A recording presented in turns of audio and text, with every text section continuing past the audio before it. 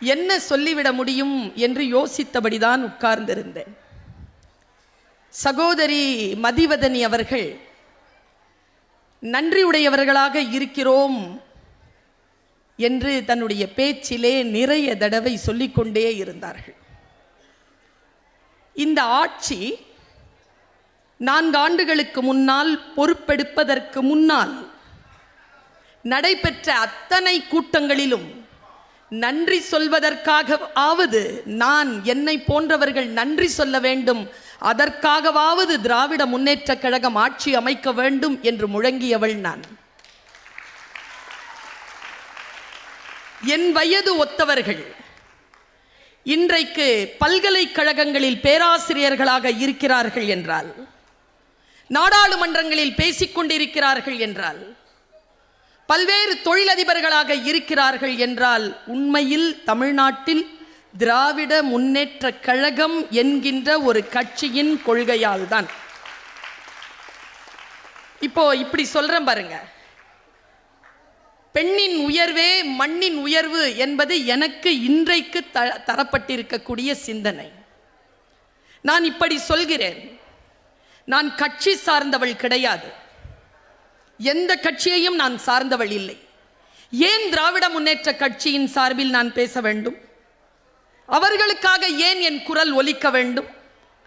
நான் இப்படி சொல்லுகிறேன், இந்த அவையில் இருக்கின்றவர்களுக்கு மட்டுமல்ல, இந்த உலகத்தில் இந்த நிகழ்ச்சியை பார்த்து கொண்டிருக்கக்கூடிய பல கோடி தமிழர்களுக்கு இந்த வார்த்தையை நான் சொல்லுகிறேன். இந்த இந்தியாவில், இந்த ஒன்றிய அரசிலே எந்த கட்சியையாவது நீங்கள் எனக்கு சுட்டி காட்டுங்கள், இப்படிப்பட்ட பொது மேடையில் சான்றோர்களை அழைத்து சட்ட அறிவையும் நமக்கான மண் உரிமையையும், பிற்படுத்தப்பட்ட தாழ்த்தப்பட்ட பிற்படுத்தப்பட்ட பழங்குடியினருடைய உரிமையை சொல்லிக் கொடுக்கக்கூடிய ஒரு கட்சியை சார்ந்த யாரேனும் இருந்தால் எனக்கு சொல்லுங்கள். தான் முன்னேற வேண்டும் என்று நினைப்பார்களே தவிர தன்னுடைய மக்கள் அறிவு இல்லாமல் இருக்க வேண்டும் என்று சொல்லிக் கொண்டிருக்கின்றவர்கள் மத்தியில் நான் யாரை ஆட்சி செய்ய போகிறேனோ அவர்களும் நான் முதல்வன் என்கின்ற சொல்லோடுதான் வளர வேண்டும் என்கின்ற உயர்ந்த கருத்தோடு நிகழ்த்திய ஆட்சிதான் இந்த 4 ஆண்டுகள் ஆட்சி. எப்போவுமே பர்த்டே கொண்டாடுவோமா இல்லை? அப்போ என்ன செய்வோம்? பர்த்டே கொண்டாடும் போது ஒரு தீபத்தை ஏற்றி என்ன செய்வாங்க? அணைப்பாங்கல்ல. என்னைக்காவது யோசிச்சிருக்கீங்களா ஏன் அப்படி அணைக்கிறாங்கன்னு? எல்லாரும் தான் அணைக்கிறாங்க. ஏன் அணைக்கிறாங்க? பர்த்டே கொண்டாடுறதுக்கான அடிப்படை விஷயம் என்ன தெரியுமா? இது நமக்கு யாருக்குமே தெரியாது, பல பேருக்கு தெரியாது. ஏன் கொண்டாடுறோன்னா, இப்போ ஒரு 5 வயசு குழந்தைய கொண்டாடுறோன்னு வச்சுக்கோங்களேன், அதுக்கு ஏன் தீபம் ஏற்றி ஊதுறாங்க தெரியுமா? 5 வயசு இது வாழ்ந்திருக்கு. அந்த வாழ்ந்த நாட்களை கொண்டாடுவதற்காகத்தான் அது அணைந்து போய்விட்டது என்பதனை சொல்லுவதற்காக தீபம் ஏற்றி அணைப்பார்கள். இதுதான் உண்மை. ஆனால் இந்த 4வது ஆட்சி, 4வது முறையாக அப்படி சொல்லிட்டேனா? நான் அப்படித்தான் நிகழப்போகிறது. 4 ஆண்டுகள் முடிந்து இதோ இன்றைக்கு மே 7ஆம் தேதி ஒரு தீபம் ஏற்றப்பட்டிருக்குல்ல, இது 4 ஆண்டுகளுக்கான வரலாற்றை சொல்லுகின்ற தீபம் மட்டுமல்ல, இனி வரும் காலமும் நம் காலம் என்று சொல்லுவதற்காக ஏற்றப்பட்ட தீபம். இது இப்படித்தான் இருக்கணும். நான் ஏன் பெண்களை பற்றி யோசிக்கிறேன்? இந்த ஆட்சியை பற்றி பேசும்போதெல்லாம் நான் ஏன் நான் நெகிழ்ந்து போகிறேன்? ஒன்றும் இல்லை, மேடையில் நானும் மதிவதனியும் உட்கார்ந்துருக்கோம். எங்களை மரியாதை செய்கிறதுக்கு ஒரு 2 பேர் பெண்கள் வந்துட்டு போனாங்க. இல்லை, மற்ற யாரும் பெண்கள் இல்லை, அப்படி தானே? மற்றவர்கள்லாம் அமைச்சர்கள், ஆன்மீக சொற்பொழிவாளர், நாடாளுமன்ற பாராளுமன்ற உறுப்பினர்கள், சட்டமன்ற உறுப்பினர்கள்லாம் உட்கார்ந்துருக்காங்க. நான் ஒரு வரலாறு சொல்லவா? இந்த ஆண்கள் மேடையில் உட்கார்றதுக்கும் பெண்களாகிய நாங்கள் உட்கார்றதுக்கும் ஒரு சின்ன வித்தியாசம் இருக்கு.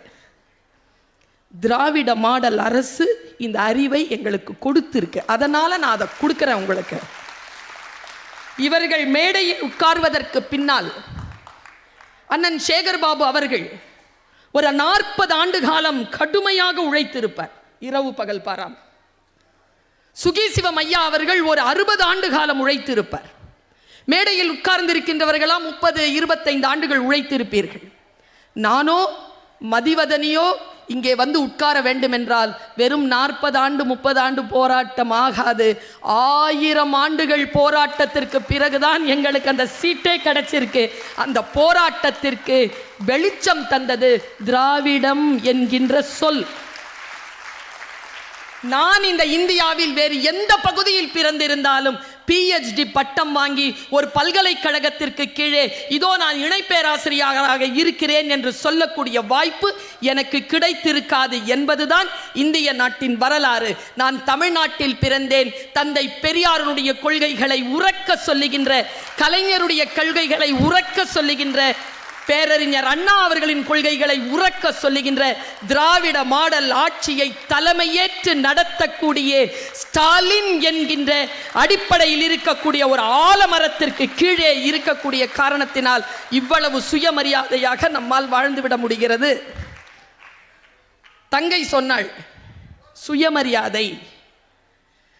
பஸ்ல ஏறி தலைவர் கேட்டிருக்கார், அம்மா உன்னை யாராவது அவமரியாதையா பேசுறாங்களாமா?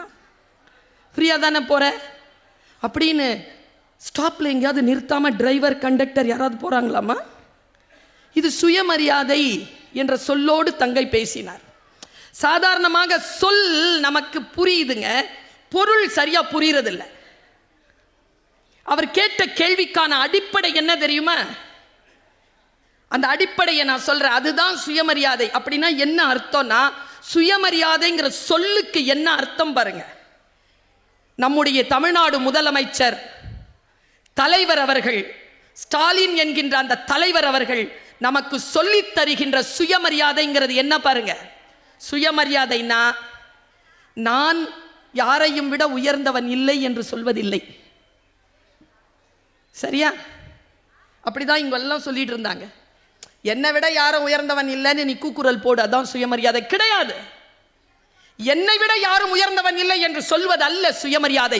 நான் யாரையும் விட உயர்ந்தவன் இல்லை என்று சொல்லுவதுதான் சுயமரியாதை. உன் முன்னால வந்து யாராவது அப்படி சொன்னார்னா என்கிட்ட வந்து சொல்லு, நான் பார்த்துக்கிறேன். இப்படி ஒரு அப்பா கிடைப்பாரா?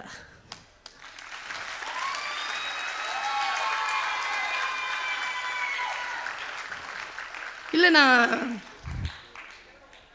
எங்கேயுமே சொல்லாதது சொல்கிறேன்னா, என்னுடைய ரொம்ப மன நெருக்கமாக உணர்ற நிறைய சகோதரிகள் இருக்கிறீங்க.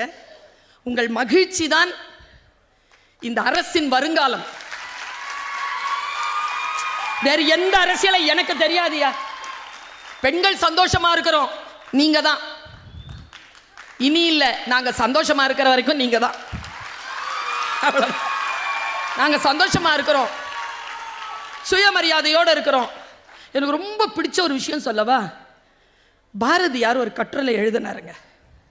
எனக்கு அப்போ புரியல, இப்போ புரியுது. பாரதியார் என்ன எழுதுறாருன்னா, எனக்கு பாவமாக இருந்துச்சு பாரதியாரை அப்போ படிக்கும்போது. குடிகார பொண்டாட்டிக்கிட்ட பாரதியார் பேசுகிறார் கட்டுரையில். ஏ பெண்ணே, உன் புருஷன் குடிக்கிறானா, அவனோடு பேசாதே. ஹை, எவ்வளோ சூப்பராக சொல்லிட்டாரு. அடுத்து சொல்கிறார், அவனுக்கு சமைக்காத. ஹை, நல்லா இருக்க. குடித்து விட்டு வந்து அடித்தால் திருப்பி அடி. அடுத்த பாயிண்ட் தான் சூப்பர். வீட்டை விட்டு வெளியே போய் என்கிறானா, போகாதே, வராண்டாவில் படுத்துக்கொள், அது உன் வீடு என்று போராடு. பாரதி எழுதுனாங்க, தலைவர் அதை செஞ்சிட்டாருங்க. ஏன் விடுறா, போனா நீ போ, இது என் வீடு, பொம்பளைங்களுக்கு தான் வீடு. என்ன கை தட்டாம உட்காந்து இருக்கிறீங்க? ஆம்பளைங்களாம் சேர்ந்து கை தட்டணும். அதுதான் இந்த அரசு. எனக்கு இன்னொரு விஷயம் ரொம்ப சூப்பராக பிடிச்சது. இன்னொரு விஷயம் என்ன தெரியுமா? இந்த பத்திரப்பதிவு யாருமே அதை பேச மாட்டேங்கிறாங்க. ஐயா, இந்த பத்திரப்பதிவில் பொம்பளை பேரில் பத்திரம் பதிவாச்சுன்னா 1% குறைவுன்னு. இதை ஏன் சொல்கிறேன்? தமிழ் படிச்சுட்டேம்மா, தமிழ் படிச்சுட்டேன். தமிழில் 3 விஷயங்கள் இருக்குடா. முதற் பொருள், உரிப்பொருள், கருப்பொருள், 3 விஷயம் இருக்குடாமா. கருப்பொருள் அப்படிங்கிறது இந்த பறை, இசை, சாப்பாடு, தெய்வம், சாமி இதெல்லாம் வரும். உரிப்பொருள்ன்றது ஒழுக்கம். முதற் பொருள் என்ன தெரியுமா? தமிழனுக்கு தொல்காப்பியம் சொல்லுகின்ற அந்த இலக்கணத்தின்படி தமிழனுக்கு முதற் பொருள் நிலம்.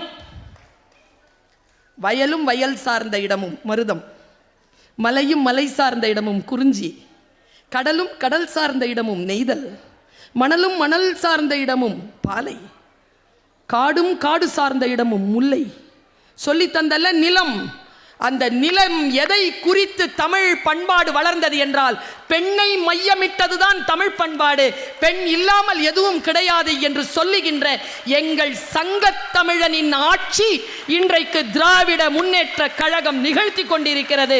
பெண்தான் மையம் என்று சொல்லிக் கொண்டிருக்கிறது. நாம் உரக்க சொல்லுவோம் இந்த நாட்டிற்கு, தமிழ்நாடு போராடும், தமிழ்நாடு வெல்லும் என்று ஏன் சொல்லுகிறோம் என்றால் நம்முடைய ஆட்சி அப்படிப்பட்ட ஆட்சியாக அமைந்திருக்கிறது. நான் இப்படி சொல்றேன், அவமானமா இருக்கும் பல நேரங்களில், ஆண்களுக்கு அது தெரியாது. சொல்றேன்னு தப்பா நினைச்சிக்காதீங்க, தெரியாது. தெரிஞ்சிருந்தா செஞ்சிருப்பீங்களா? தெரியாது. தெரிஞ்ச மனுஷன் வகுத்த கொள்கை தான் பெரியார் என்கின்ற அந்த மனுஷன் வகுத்துட்டு போனான். நான் சொன்னால் உனக்கு ஏன் கோபம் வருகிறதுன்னு ஒரு கேள்வி இருக்கு அவரது. படிச்சு பார்த்தா தெரியும். பெண்ணுக்கு வலிக்கோங்க, அவமானம் செஞ்சா வலிக்கும் அவளுக்கு. அவளுக்கு எப்படி வலிக்கும்னா ஆணுக்கு தெரியாது. தெரிஞ்சவன் தான் தகப்பன். அதனால்தான் தந்தை பெரியார், அப்பா ஸ்டாலின். பெண்ணுக்கு வலிக்கோன்றது அப்பதாங்க தெரியும் அவனுக்கு. பாருங்களேன், ஆண்களுடைய சிந்தனை எப்படி தெரியுமா? நீயும் நானும் சேர்ந்து எடுத்துக்கொண்ட புகைப்படங்களில் நான் நாற்காலியில் உட்கார்ந்து இருந்தால் எனக்கு பின்னால் எப்பொழுதும் நின்றிருப்பாய் நீ. உன் இனத்து கற்பு கரசிகளை காட்டி மிரட்டுவேன் நான். என் இனத்து அயோக்கியர்களை பற்றி தெரிந்திருந்தாலும் அமைதியாக இருப்பாய் நீ. நீ எனக்கு இருப்பதை யாரும் கேட்டால் ஒழிய சொல்வதில்லை நான். ஒரு பயலை பார்த்தா தெரியாத கல்யாணம் ஆயிடுச்சான்னு.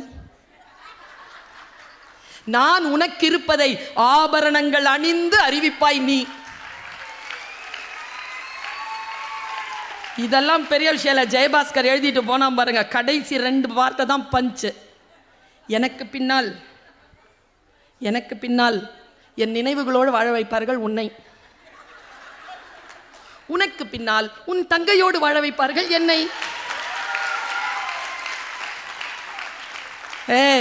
போடா போடா, விதவைங்கிற சொல்லுல கூட பொட்டு இல்லடா, போடா. கைம்பெண்ணுன்னு சொல்லு, 1க்கு 2 பொட்டு இருக்கும். இதாங்க எங்கள் உரிமை. நான் பூ வைக்க கூடாது ஏன் நீ சொல்ற? நீ வந்த அப்புறம் அவ வச்சுக்கிட்ட. கேட்க சொன்னாருங்க பெரியாரு, கலைஞர் கேட்க சொன்னார், அண்ணா கேட்க சொன்னார், இப்ப எங்க அப்பா கேட்க சொல்றார். இருன்னு சொல்றார். இன்னொன்னு என்ன தெரியுமா? ஒரு சில விஷயங்களை இந்த உலகத்துல ஊசி மாதிரி சொல்லிடணுங்க. அன்னைக்கு நான் ரொம்ப உணர்ச்சியாசப்பட்டு இது ஒவ்வொரு டைம்லயும் நான் இருந்தேங்க அந்த மேடையில். ஐயா வரார், தலைவர் வரார், தமிழ்நாடு முதலமைச்சர். முன்னால் ஃபுல்லாக பிள்ளைங்க உட்காந்துருக்காங்க. 100 மார்க் வாங்கினவங்க, தமிழில் 100 மதிப்பெண் வாங்கினவங்க எல்லாம் நேரு ஸ்டேடியமில் வச்சு பாராட்டுறார். முன்னால் வந்து நின்னாருங்க. அவர் சொன்ன வார்த்தை, நான் டீச்சருங்க, நான் பேசிக்காக நான் பேச்சாளர் இல்லை, நான் ஒரு ஆசிரியை. சொல்கிறாருங்க, பிள்ளைகளா படிங்க, படிங்க, மற்றதெல்லாம் நான் பார்த்துக்கிறேன். இப்படி சொல்ற ஒரு குரல் இருக்குமா? இருந்ததா? அவரை கைவிட்டு விடலாமா? அவரை தாங்கி பிடித்தால் அது நம் தலைமுறைக்கு நாம் செய்யக்கூடிய மிகப்பெரிய பாதுகாப்பு வளையம் என்பதற்காக சொல்லுகிறேன். நான் 4 ஆண்டுகள் புகழ் பாட வரவில்லை. இனி வரும் 40 ஆண்டுகளும் நீங்கள் தான் வாழ வேண்டும் என்பதற்காக பேச வந்திருக்கிறேன். வரும் 40 ஆண்டுகளும் உங்களுடையதுதான். என்னுடைய இந்த ஆண்களுக்கு ஒரு விஷயத்தை சொல்லி கொடுத்துட்டு போயிருக்கார். என்கிட்ட சொல்றாங்க எல்லாரும், உங்களுக்கு எதுக்கு ஆண்களை பார்த்தா கோபமா வருது? இல்லைங்க, உங்கள் மேலே எந்த கோபமும் எனக்கு இல்லை. பொம்பளைங்க எப்படி தெரியுமா, நாங்கள் எங்களை அவமானப்படுத்திடாதீங்க, இந்த அரசாங்கம் செய்கிற மாதிரி வீட்லேயே நடந்துக்கோங்க. செய்யலைன்னு வச்சுக்கோங்க, எங்களுக்கு இல்லை கஷ்டம்.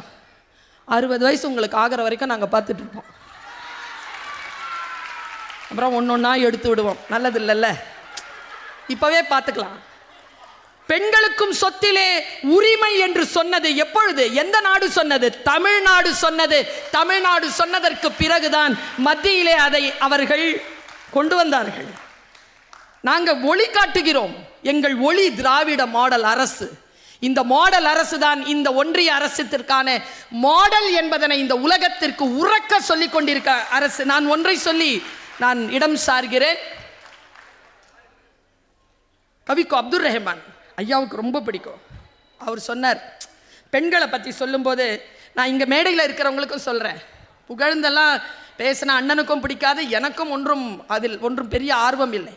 அண்ணன் பேர் சொன்ன உடனே இல்லை, தலைவர் பேர் சொன்ன உடனே இல்லை, நம்முடைய துணை முதலமைச்சர் பெயரை சொன்ன உடனே. ஏன் பெண்கள் மட்டும் அவ்வளவு கூக்குரல் இடுகிறோம் தெரியுமா? அந்த மகிழ்ச்சியை, அந்த சுயமரியாதையை எங்கள் உடல் கடந்த எங்களுக்கு உள்ளத்திலே, மனதிலே, புத்தியிலே ஒரு ஆன்மா குடிக்கொண்டிருக்கிறது. அதற்கு என்று ஒரு மரியாதை இருக்கிறது. அந்த மரியாதையை தருகிறீர்கள் இல்லை, அதுக்கு தான், வேற எதுக்கும் கிடையாது. கவிக்கோ சொல்வார், ஏ பெண்ணே, நீ எனக்கு கண்களாக இருந்தாய், நான் உனக்கு கண்ணீராக இருந்தேன். நீ எனக்கு ஆடையாக இருந்தாய், நான் உனக்கு நிர்வாணமாக இருந்தேன். சக்தியே, காலை தூக்கி ஆடி ஜெயித்த வரலாறு எங்களுடையது. வாழ்க்கை சதுரங்கத்தில் உன்னை வெட்டியபடி முன்னேறியவர்கள் நாங்கள். இலக்கணத்தை உனக்கு போதித்தோம், நாங்கள் வலு அமைதிகளாக நின்றோம்.